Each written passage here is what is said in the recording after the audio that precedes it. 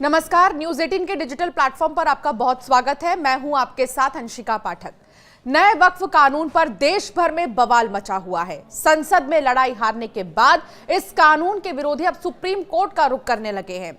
उन्हें supreme court के एक पुराने फैसले में उम्मीद की किरण दिख रही है। वाकई सुप्रीम कोर्ट का वो पुराना फैसला बहुत दमदार है। दरअसल शीर्ष अदालत का कोई फैसला अकेले उस मामले तक सीमित नहीं रहता है जिसके बारे में अदालत ने उस वक्त फैसला सुनाया होता है। वो एक नजीर बनता है और उसका दूरगामी प्रभाव रहता है।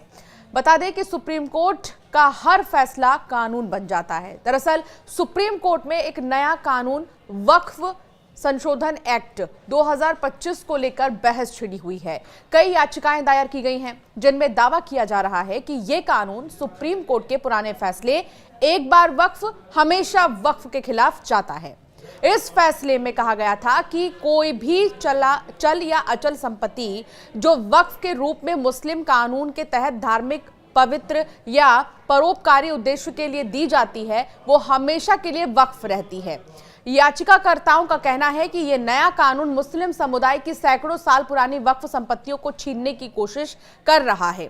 उनका आरोप है कि सरकार इस कानून के जरिए इन संपत्तियों को निजी या सरकारी संपत्ति में बदलना चाहती है।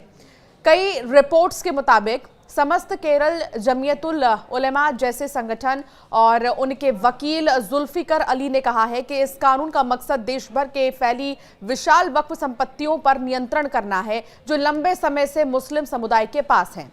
नए कानून में राज्य सरकार को वक्फ संपत्तियों पर ज्यादा अधिकार दिए गए हैं। साथ ही व्यक्तियों की वक्फ संपत्ति बनाने की शक्ति को सीमित कर दिया गया है और इन संपत्तियों की कड़ी जांच की व्यवस्था की गई है। याचिकाकर्ताओं का कहना है कि यह सुप्रीम कोर्ट के 1954 के फैसले का उल्लंघन करता है।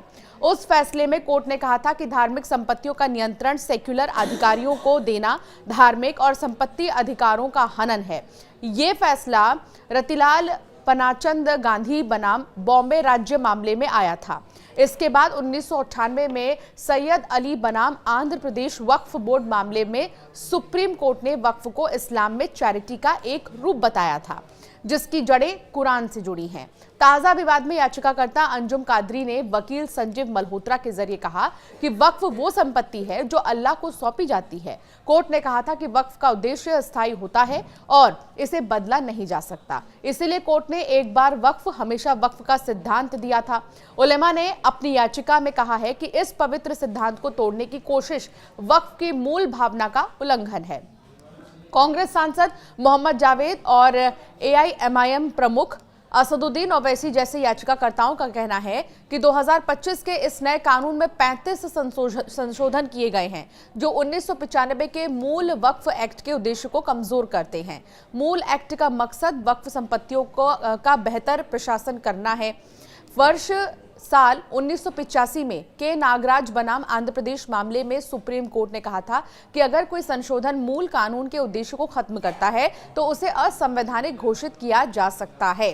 याचिकाकर्ताओं का एक बड़ा आरोप यह भी है कि नए कानून ने वक्फ बाय यूजर की अवधारणा को खत्म कर दिया है। मुस्लिम कानून के अनुसार वक्फ 3 तरह से बन सकता है: मौखिक रूप से, दस्तावेज के जरिए या लंबे समय तक उपयोग से। जब कोई जमीन या संपत्ति लंबे समय तक मुस्लिम समुदाय द्वारा धार्मिक या पवित्र उद्देश्य के लिए इस्तेमाल की जाती है तो वो वक्फ बाय यूजर कहलाती है।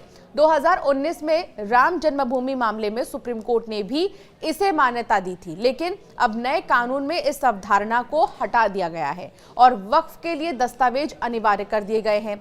उलेमा का कहना है कि भारत में ज्यादातर वक्फ संपत्तियों के पास कोई दस्तावेज ही नहीं है। ये संपत्तियां सैकड़ों साल पहले वक्फ बाय यूजर के जरिए बनी थी। नए कानून के तहत वक्फ ट्रिब्यूनल भी ऐतिहासिक उपयोग के आधार पर संपत्तियों को वक्फ मानने में सक्षम नहीं रहेगा। इससे संविधान के अनुच्छेद 26 का उल्लंघन होता है जो धार्मिक समुदायों को अपने मामलों को संभालने का अधिकार देता है। याचिकाकर्ताओं का कहना है कि वक्फ बाय यूजर को हटाने से पुरानी वक्फ संपत्तियों पर खतरा मंडरा रहा है। कोई भी इन संपत्तियों को निजी या सरकारी संपत्ति बताकर दावा कर सकता है। उलेमा ने चेतावनी दी कि इससे देश भर में वक्फ संपत्तियों पर विवाद बढ़ेगा और ज्यादातर वक्फ खत्म हो जाएंगे क्योंकि उनके पास कोई दस्तावेज नहीं है। ये मामला अब सुप्रीम कोर्ट में विचाराधीन है। नए कानून को लेकर सुप्रीम कोर्ट में अब तक 6 याचिकाएं दाखिल हो चुकी हैं। नई याचिका केरल के सुन्नी मुस्लिम संगठन केरल जमीयतुल उलेमा ने दायर की है, तो वहीं all India Muslim personal law board ने 11 अप्रैल से पूरे देश में विरोध प्रदर्शन करने की घोषणा की है। इससे पहले कांग्रेस सांसद मोहम्मद जावेद, फिर एआईएमआईएम प्रमुख असदुद्दीन ओवैसी, आम आदमी पार्टी विधायक अमानतुल्लाह खान, सिविल राइट्स संगठन association for protection of civil rights और जमीयत उलेमा हिंद के अध्यक्ष मौलाना अरशद मदनी अलग अलग याचिका लगा चुके हैं और अभी भी याचिकाओं के लगाने का सिलसिला जारी है। कुल मिलाकर आपका क्या मानना है इस मामले पर, हमें जरूर कमेंट कर बताएं और ऐसे कई वीडियोस के लिए हमें सब्सक्राइब करना ना भूलें।